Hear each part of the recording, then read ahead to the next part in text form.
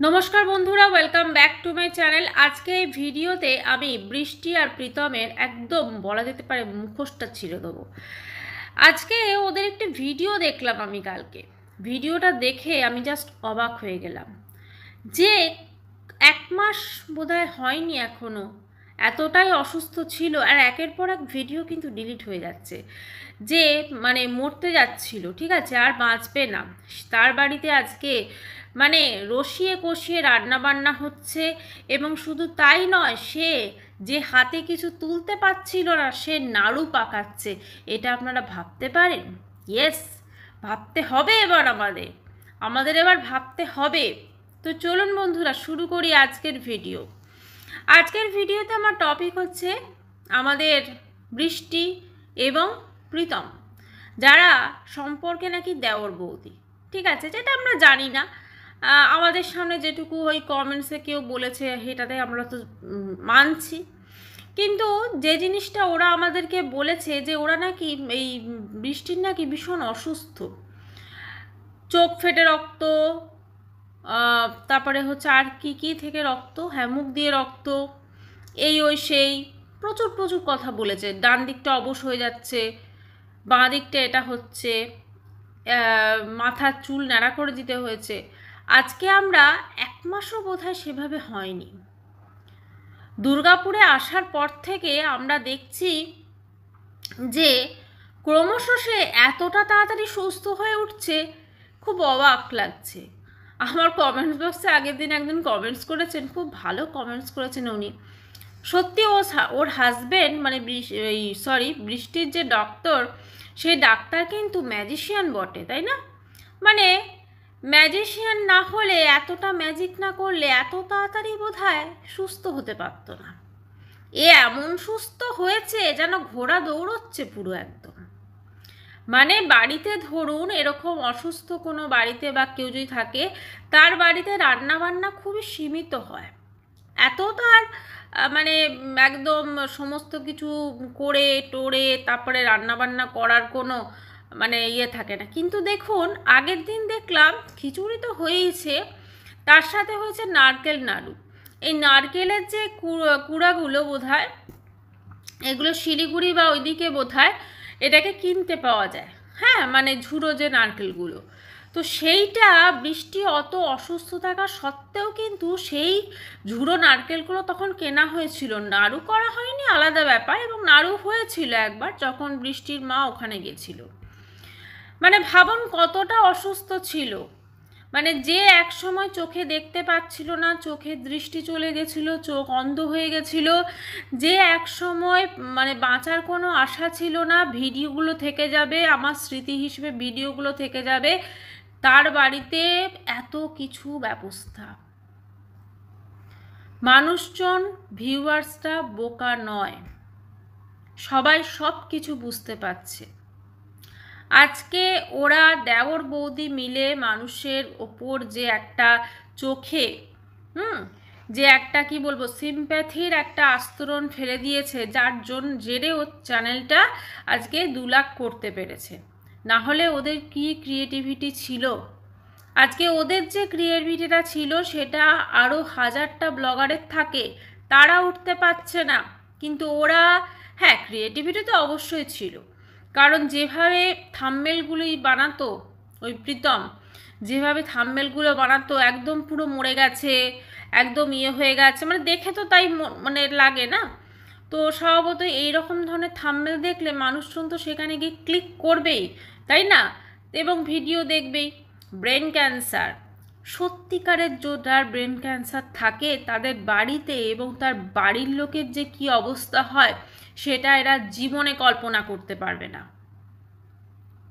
আজকে দেখলাম যে আচ্ছা, এটা আমার বৃষ্টির মাকে কিছু বলার আছে। ওর মা কি মেয়ের এইগুলো জানেন না? মানে মেয়ে বলে কি, সন্তান বলে কি তার সমস্ত কিছু মানে মেনে নেবেন? এটা কি ধরনের মা বাবা তাহলে? সন্তান বলে তার এত বড় ভুলকে সে মেনে নেবে? একজন সন্তান তার মিথ্যা মিথ্যি নাটক করছে, সে অসুস্থ, সে অসুস্থ, তার পূর্বতন হাজবেন্ডের বিরুদ্ধে দোষ দিচ্ছে, তাকে রড দিয়ে মেরেছে, তাকে এই করেছে, কি করে সেগুলো মেনে নিলেন উনি? এটাই সব থেকে অদ্ভুত। আজকে ওরা দুর্গাপুরে এসে আমরা না তো কোনো রকম মেডিসিন দেখেছি, না কোনো রকম ডক্টরের কাছে যেতে, মানে সেরকমভাবে আমরা দেখেছি ভিডিওতে। আমাদের কতগুলো ফাইল দেখানো হয়েছে, ওই ফাইলগুলো কি আদৌ বৃষ্টির ছিল? ওরকম তো আজকাল ওর মায়ের তো প্রচুর রোগ অসুখ বললো, তো মা হয়তো গিয়ে ডাক্তারগুলো দেখিয়েছে, ফাইলটা নিয়ে আমাদেরকে এরভাবে উঁচু করে দেখিয়ে দিল। সব কিছুর একটা লিমিট থাকে, লোক ঠকানোরও একটা লিমিট আছে। ওয়াইটিতে অবশ্যই আমরা একে অপরকে হয়তো সেভাবে চিনি না, কিন্তু ওরা যেভাবে নটঙ্কিটা করেছে বা করছে সেটা কিন্তু মানুষজন এবার খুব সহজভাবে মেনে নেবে না। এতটা অসুস্থ ছেলে হঠাৎ করে এতটা সুস্থ হয়ে গেল যে হাত দিয়ে নাড়ু পাকাচ্ছে, আমার তো দেখে অবাক লাগছে।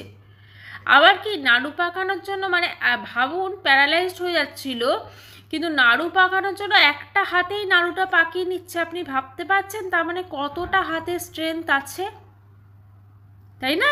কতটা হাতে স্ট্রেংথ আছে, একটা হাত দিয়েই নাড়ু পাকিয়ে নিচ্ছে সত্যি।